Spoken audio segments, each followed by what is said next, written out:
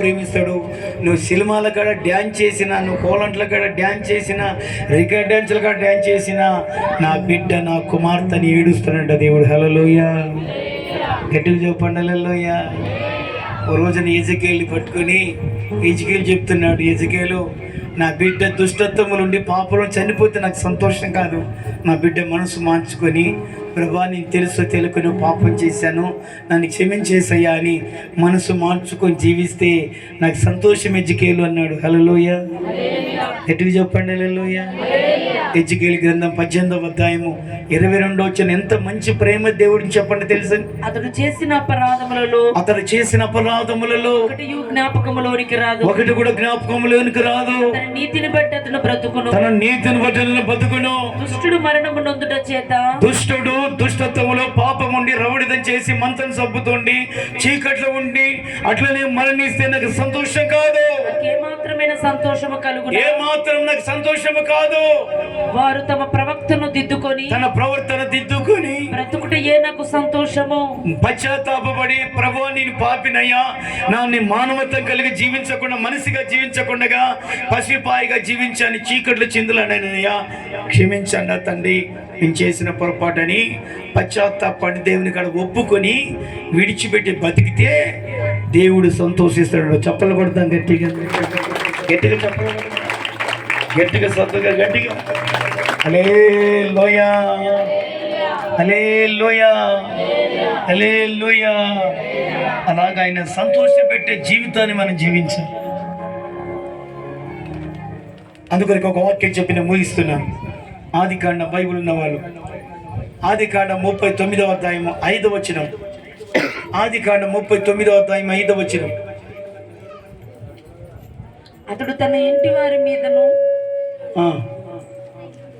తనకు కలిగిన దానంతటి మీదను అతనికి చరణకర్తగా నియమించిన కాలం మొదలుకొని యెహోవా యోసేపు నిమిత్తము యెహోవా యోసేపు నిమిత్తమై ఐగుప్తునింటిని ఆశీర్వదించెను, ఐగుప్తునింటిని దేవుడు ఆశీర్వదించెను. యెహోవా ఆశీర్వాదం ఇంటిలోని, యెహోవా ఆశీర్వాదం ఇంట్లోనేమి పొలములోనేమి అతనికి కలిగిన సమస్తం మీద ఉండెను, అతనికి కలిగిన సమస్తం మీద ఉండెను. పొలములో ఉన్నది ఆశీర్వాదము, ఇంటి మీద ఉన్నది ఆశీర్వాదము. తన కలిగిన సామర్థ్యం అంటే ఏ వాహనాలు ఉన్నావో, స్కూటర్లు ఉన్నావా, కార్లు ఉన్నావా, ఆటోలు ఉన్నావా, తన కలిగిన సమస్తం మీద ఆశీర్వాదం ఉన్నది. హల్లెలూయా, హల్లెలూయా. ప్రభు శాంతిరాజుని ప్రేమించి, భార్యను ప్రేమించి ఈ నూతన సంవత్సరంలో దేవుడు ఒక నూతన గృహాన్ని ఇచ్చి దీన్ని ప్రారంభించడానికి దేవుడు ఈ ఇంటి పైన ఆశీర్వాదం ఉంచునుగాక. ఆమేన్ చెప్పు గట్టిగా, ఉండునుగాక, ఉండునుగాక. అలా దేవుడు దీవించునుగాక. హల్లెలూయా. ఒక వాక్యం చెప్పి ముగించుకుందాం. కీర్తన 127వ కీర్తన, 127వ కీర్తన 1వ వచనం చదివి ప్రార్థన చేసుకుందాం. యెహోవా ఇల్లు కట్టించని ఎడల, యెహోవా ఇల్లు కట్టించని ఎడల దాని కట్టువారి ప్రయాసము వ్యర్థమే, కట్టిన వాని ప్రయాస వ్యర్థమే. యెహోవా పట్టణమును కాపాడని ఎడల, దేవుడు ఒక పట్టణాన్ని కాపాడని ఎడల దాని కావలి కాయువారు మేలుకొని ఉండుట, కావలి కాసేవాళ్ళు మేలుకొనుట వ్యర్థమే. అమ్మ ఇట్లా చూడాలి తల్లి, ఒక పెద్ద కర్నూలు పట్టణం కాదు, ఒక ఢిల్లీ అనేది ఢిల్లీ పట్టణం ఉంది, రాజధాని పట్టణం ఉంది. ఆ రాజధానిలో పెద్ద పెద్ద సైనికులు, సైన్యము, పోలీస్ డిపార్ట్మెంటు, మిలిటరీ మెన్, కమాండర్లు మొత్తం కావలి కాస్తూ ఉంటారట. సరిహద్దులలో కానీ ఓ పట్టణం చుట్టూ సరిహద్దుల్లో కాస్తూ ఉంటారట. దేవుడు ఏమంటాడంటే, దేవుడు ఆ పట్టణం కాపాడకపోతే దేవుడు గాన ఆ పట్టణాన్ని కాస్తున్న కావిలి వాళ్ళు దాన్ని మేలుకున్నట వ్యర్థం ఉంటాడు దేవుడు. ఇప్పుడు గ్రామానికి ఒక కావలి, ఊరి కావలి వాళ్ళు ఉంటారు, ఒక ఇంటికి వాచ్మెన్ కావలి వాళ్ళు ఉంటారు, ఒక పట్టణానికి పోలీస్ కావలి వాళ్ళు ఉంటారు, ఒక దేశాన్ని సరిహద్దులకు మిలిటరీ మెన్ కావలి వాళ్ళు ఉంటారు. ఒకవేళ వాళ్ళు దొంగలు రాకుండా, ఒకవేళ ఉగ్రవాదులు రాకుండా, ఒకవేళ ఇంటి మీద ఏది రాకుండా దొంగల పడకుండా కాయగలుగుతారు. కానీ కావలి వాళ్ళు, వాచ్మెన్లు, లేకపోతే ఊరి కావలి వాళ్ళు, ఇంటి వాచ్మెన్, పట్టణం కావలి వాళ్ళు, దేశ సరిహద్దు కాయగలు.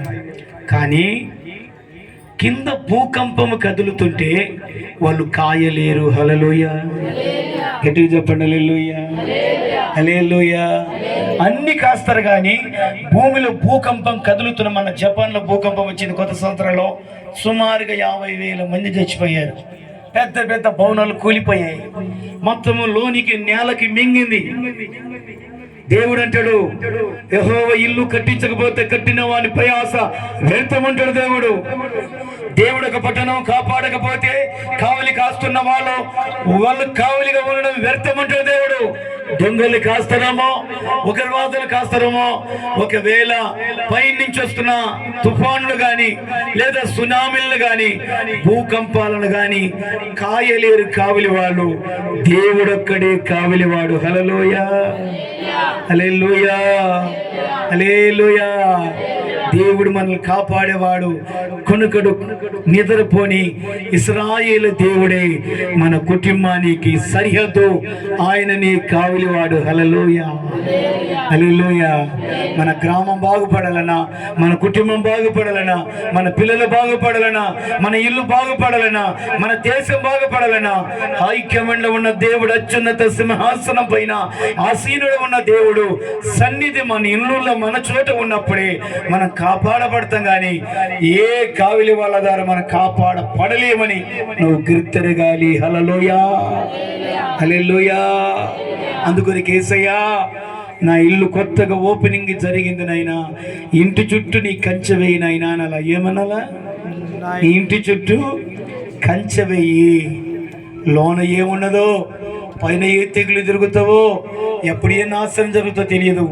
నా గుడారానికి ఏ తెగులు రాకుండగా నీ దేవదూతలు కావదల వంచాలి. నీ కావలిని కోరుకుంటున్నాను, నీ సన్నిధి కోరుకుంటున్నానని ప్రార్థన చేయాలని గుడారం కాడ నీవు.